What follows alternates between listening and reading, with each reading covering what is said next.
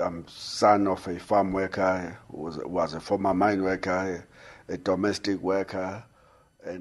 It's almost as if Zwelinzima Vavi was destined from the cradle to be a fighter, campaigner, and lifelong activist.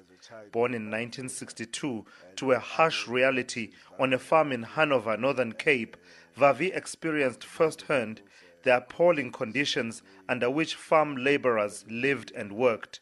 He himself was drafted to work as a child laborer on the farm. Harsh realities of that period, including the spending nights and nights on the side of the road, evicted from the farms, in the coldest winters of the Northern Cape, with me sleeping just below or under the cart, the donkey cart, and my parents sleeping in the open, literally, and only to wake up and to move into any direction of 25 kilometers, trying to find an employment.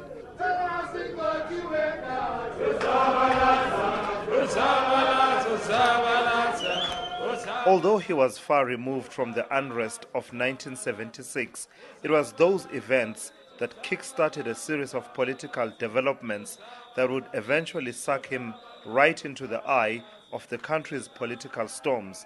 By the early 80s, Vavi had graduated from the Congress of South African Students to being a volunteer activist for the United Democratic Front, a movement that filled the void left by the banning of political parties in the country at the time. In 1984, he was employed at the Vaal Reefs gold mine as a clerk in the uranium division. His activism soon found expression when he became a shop steward. Spearheading a 21-day strike at the mine was to prove costly in more ways than one. One of the most painful things to happen to me is when we got dismissed in September 1987. My mother just didn't take it very well. I was the last born from the son's point of view, and she saw an end of her life, literally, and in no time she had a stroke and died. And I used to say jokingly to the Anglo-American that my war with them is personal. Yeah. Yeah, they dismissed me and my mother died as a result of that. Vavi was to rise through the ranks of the trade union movement, becoming COSATU Regional Secretary for the then Western Transvaal, National Organizing Secretary and Deputy General Secretary between 1993 and 1999, when he became General Secretary. I've been always loud, and with my background, it's not possible not to say something when there's injustice visited against anyone. And so, yes, I'm loud. I irritate people for being too loud, create enemies for me because I'm too loud. But I also know that a lot of people admire the loudness.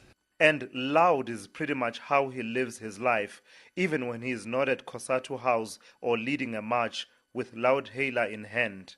I love music. One of the best way of distressing is to play music loud in my car. I've got all manner of things here.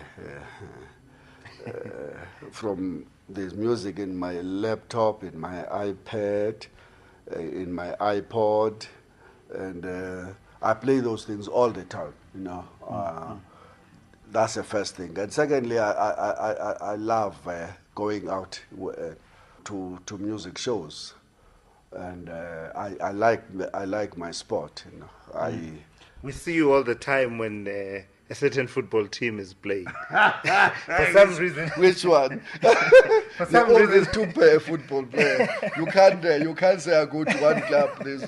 Any club plays against the other one. You never know. For some reason, they always show you when Orlando Pirates is playing. I do go to most of the matches, Pirates and Chiefs and Sundowns and Swallows and around Johannesburg.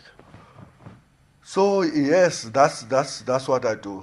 I do watch lots of. I'm also an animal lover. I love all the channels,